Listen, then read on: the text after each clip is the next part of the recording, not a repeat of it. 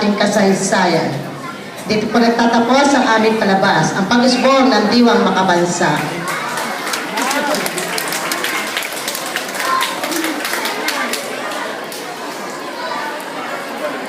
Naranasan niyo po ba na pag kayo ay napapakinggan niyo ang mga Pilipinas kong mahal, naninindig ang inyong mga balahibo dahil sa pinapakita natin na